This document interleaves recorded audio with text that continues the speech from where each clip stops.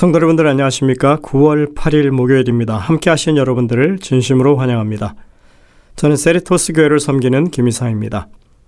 이제 기도하시고 이 시간을 시작하도록 하겠습니다. 하늘에 계신 아버지 하나님, 이 하루를 우리에게 주시고 생명을 허락하셔서 주님의 구원받은 백성들로서 살아갈 수 있게 하시니 감사드립니다. 저희들이 언제나 주님의 뜻을 바라며 그것을 이루기 위하여 노력하는 주의 백성들 될 수 있게 하여 주시고, 말씀을 펼 때마다 주의 영의 감동하심을 입는 저희의 삶이 될 수 있도록 이끌어 주시옵소서. 이 아침에도 주님 앞에 무릎 꿇어서 기도하는 모든 주의 백성들의 탄원과 그 호소를 주님께서 들어주셔서 그들이 어떤 형편에 있든지 간에 하나님의 그 자애로우신 터치를 마음 가운데 느낄 수 있도록 도와주시고, 그 삶에 필요한 모든 영역에 하나님의 도우심을 힘입을 수 있도록 인도하여 주시옵소서. 특별히 육체적으로 정신적으로 고통당하는 주의 백성들을 불쌍히 여기시고 그 모든 어려움에서 헤어나올 수 있도록, 고침을 받을 수 있도록 주님 역사하여 주시옵소서. 이 시간 주의 성령을 구하오니 우리와 함께 하시고 우리에게 말씀하시고 깨우치셔서 하나님의 백성들이 반드시 알고 실천해야 할 일들을 수행할 수 있는 이 시간이 될 수 있도록 인도하여 주옵기를 예수님의 이름으로 간절히 기도드립니다. 아멘. 저희는 이번 주에 시련 중에 즐거워함이라고 하는 제목으로 계속 말씀을 나누고 있습니다. 오늘은 시편 37편의 말씀을 중심으로 기별을 살펴보겠습니다. 종교개혁자 마틴 루터는 시편 37편을 가리켜서 성도들의 인내가 여기에 있다 이렇게 말했었습니다. 시편 37편은 겉으로 보기에 악인들이 승리한 것처럼 보이는 상황 가운데서 울려 퍼지는 찬송입니다. 사실 이번 주 일요일 교과에서 잠시 시편 37편의 말씀을 시편 73편의 말씀과 비교해서 말씀을 드렸었습니다. 오늘은 이제 시편 37편의 전반부를 다루면서 은혜를 나누는 시간입니다. 시편 37편 4절에 이렇게 노래합니다. 또 여호와를 기뻐하라. 그가 내 마음의 소원을 내게 이루어 주시리로다. 시편 37편 4절의 이 표현 방식에 유의하시길 바랍니다. 우리가 오래전부터 간절하게 갖기 원했던 것을 이제 갖게 된다고 상상해 보십시오. 정말 기쁘지 않겠습니까? 원하던 것을 이루어서 기쁜 것이야 당연한 일입니다. 그런데 시편 37편 4절은 여호와를 기뻐하라로 시작합니다. 마음의 소원을 이루어 주시는 것은 그 다음에 나옵니다. 즉 마음에 소원한 바를 갖게 되는 것은 먼저 전적으로 주 안에서 기뻐하는 마음을 갖는 것에 달려 있다고 하는 것입니다. 시편 기자가 의도적으로 그렇게 기록했다면 우리는 도대체 주 안에서 기뻐한다는 것이 무슨 뜻인지 살펴봐야 할 수밖에 없습니다. 이것을 알기 위해서 우리는 이 시편 37편 4절의 앞뒤 문장을 한번 살펴봐야 될 것 같습니다. 여러분들이 가능하시다면 시편 37편 1절부터 11절에 있는 말씀을 한번 좀 읽어보시길 바랍니다. 시작하는 말씀부터 심상치는 않습니다. 시편 37편 1절입니다. 악을 행하는 자들 때문에 불평하지 말며 불의를 행하는 자들을 시기하지 말지어다. 7절에 보시면 이렇게 말합니다. 자기 길이 형통하며 악한 꾀를 이루는 자 때문에 불평하지 말지어다. 악인들이 선한 사람들을 괴롭히고 심지어 죽이려 하는 상황 가운데 하나님이 계시면 어떻게 이런 일이 발생하도록 그냥 두실 수가 있겠느냐며 울분을 터뜨릴 수 있는 그런 상황이 여기에 지금 있는 것입니다. 이 악인들은 그렇게 하면서도 잘 되기만 합니다. 12절에 보면 악인이 의인치기를 꾀하고 그를 향하여 그의 일을 가는도다. 14절에 보면 악인이 칼을 빼고 활을 당겨 가난하고 궁핍한 자를 엎드러뜨리며 행위가 정직한 자를 죽이고자 하는 그런 상황을 이야기하고 있습니다. 15절에 보면 의인은 소유가 적고 악인은 소유가 풍부하다고 이렇게 비교하기도 합니다. 21절에 보시면 악인은 꾸고 갚지 아니하나 의인은 은혜를 베풀고 주는도다 이렇게 말합니다. 악인은 뭐든지 자기 손으로 움켜쥐고 또 그렇게 욕심을 부리는데도 괜찮고 의인은 항상 손해보는 인생인 것처럼 여기 그려지고 있는 것입니다. 이러한 상황이 시편 37편 전반에 흐르는 것입니다. 32절에 보면 또 이렇게 말합니다. 악인이 의인을 엿보아 살해할 기회를 찾는다 이렇게 말하고 있습니다. 이렇게 지독한 악인임에도 불구하고 그들은 승승장구하고 막힘이 없습니다. 35절에 보면 내가 악인의 큰 세력을 본즉 땅에 서 있는 나무 잎이 무성함과 같다라고 이렇게 표현하고 있습니다. 이렇듯이 시편 37편 전반부에서 흐르는 것은 악인이 그렇게 자기들이 하고 싶은 대로 악을 행하고 의인들을 못살게 하고 죽이려 하는 상황에서도 그들은 아무 문제가 없다고 하는 이 상황이 지금 이 시편 37편 4절에서 말하고 있는 기쁨의 배경입니다. 조금 놀랍죠?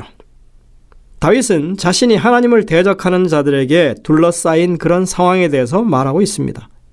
사람들이 우리에게 적대적으로 행동한다면 자연스러운 반응은 화를 내거나 자신을 정당방위하기 위해서 무언가 행동을 취하는 것입니다. 그러나 이런 상황에서 의인이 해야 할 일은 다른 것이라고 다윗은 지금 말하고 있는 것입니다. 시편 37편 안에 의인들이 어떻게 해야 될 것인지에 대해서 나와 있는 말씀들을 한번 살펴보겠습니다. 37편 3절 여호와를 의뢰하고 선을 행하라. 땅에 머무는 동안 그의 성실을 먹을거리로 삼을지어다. 37편 5절 내 길을 여호와께 맡기라. 그를 의지하면 그가 이루시고 37편 7절 여호와 앞에 잠잠하고 참고 기다리라. 37편 8절 분을 그치고 노를 버리며 불평하지 말라. 오히려 악을 만들 뿐이라. 여기는 심지어 악을 대적해서 적극적으로 대적하라는 말이 없습니다. 무조건 분을 삼키고 노를 버리고 불평하지 말고 하나님 앞에 잠잠하고 참고 기다리라고 말합니다. 여호와를 신뢰하고 의지하고 모든 것을 우리의 길을 아예 여호와께 맡기라고 권합니다. 우리는 그저 하나님의 성실함으로 묵묵히 선을 행하기만 하라고 권합니다.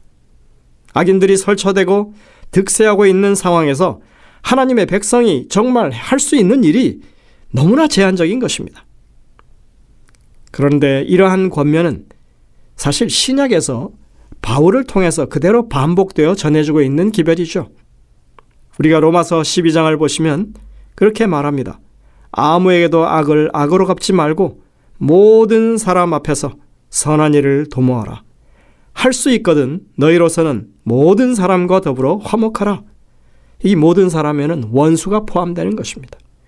내 사랑하는 자들아 너희가 친히 원수를 갚지 말고 하나님의 진노하심에 맡기라.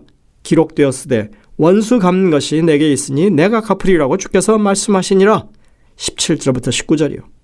바울은 여기서 그냥 원수 갚는 것, 그래서 이 원수들에 대해서는 노터치 하고 있으라는 얘기가 아닙니다. 한 발짝 더 나아갑니다. 내 원수가 줄이거든 먹이고 목마르거든 마시게 하라. 그리함으로 내가 숯불을 그 머리에 쌓아 놓으리라. 악에게 지지 말고 선으로 악을 이기라. 여기서 말하는 선행은 내가 다른 사람, 불쌍한 사람을 도와주는 그 선행이 아니라 여러분들 악인을 선대하는 선행을 가리킵니다. 이것이 여호와를 의뢰하고 선을 행하는 삶이라고 성경은 공히 얘기하는 것입니다. 선을 행하되 하나님의 성실함으로 계속해서 행하라는 것입니다.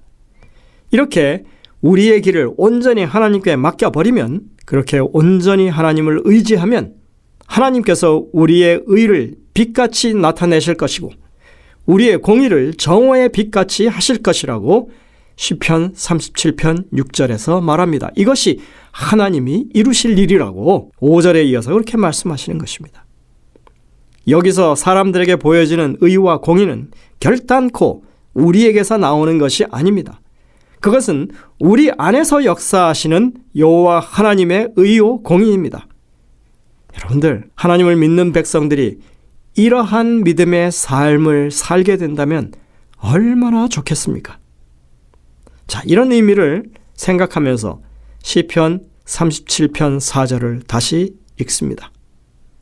또 여호와를 기뻐하라. 그가 내 마음의 소원을 내게 이루어 주시리로다. 우리가 시편 37편의 전반적인 분위기를 이해하면서 다시 시편 37편 4절을 읽으니까 여기서 말하는 마음의 소원이라고 하는 것이 무엇인지 알 수 있을 것 같습니다. 이 소원은 내가 바라는 어떤 일에 이루어지는 것을 말하지 않습니다.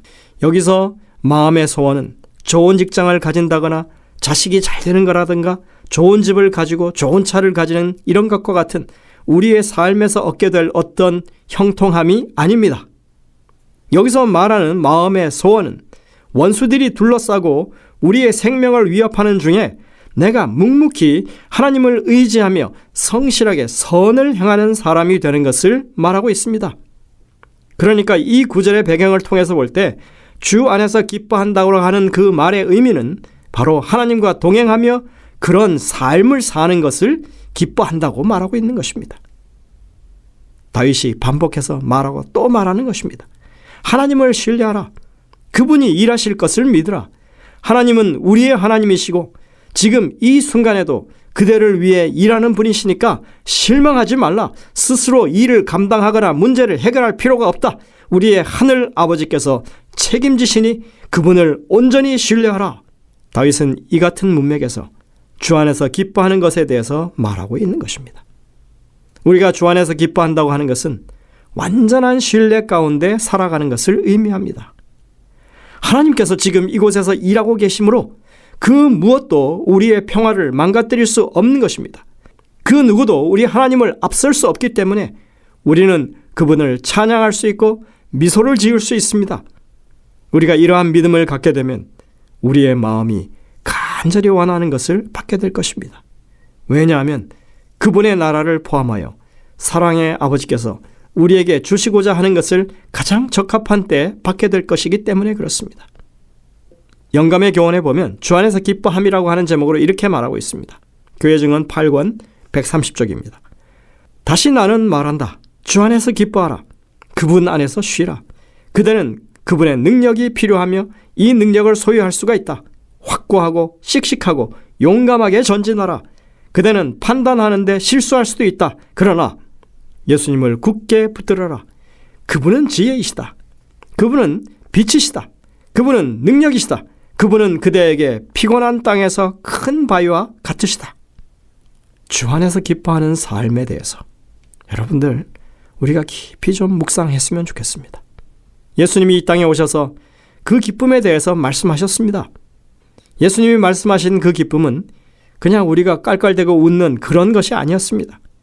요한복음 15장을 보면 포도나무의 비유를 마치시면서 예수님이 이렇게 말씀하십니다.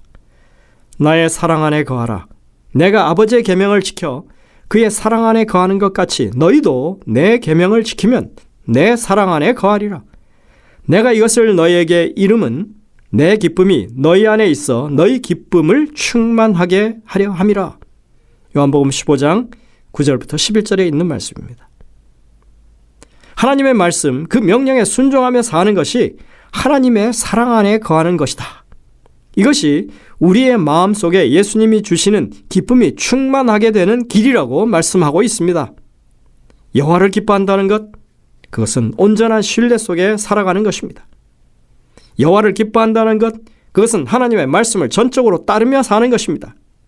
여호와를 기뻐한다는 것, 그것은 내 육신의 쾌락 대신에 하나님의 기쁨을 맛보는 삶이라고 하는 것입니다. 여러분들이 얼마나 확실하고 분명한 가르침입니까? 원수의 목전에서 주눅들지 않고 불평하지 않고 오히려 다른 사람들에게 선을 행하는 것입니다. 특별히 예수님의 명령처럼 원수에게 선을 행하는 일이야말로 우리 하나님의 기쁨을 우리 마음 가운데 넘치게 하는 일이라고 가르치십니다. 여러분들 오늘 그런 기쁨을 여러분들의 삶에서 만끽하게 되시기를 간절히 소망합니다. 기도하시겠습니다. 하늘에 계신 아버지 하나님, 우리의 삶이 어떻게 기쁨에 찬 삶이 될 수 있는지를 분명하게 가르쳐 주셨습니다.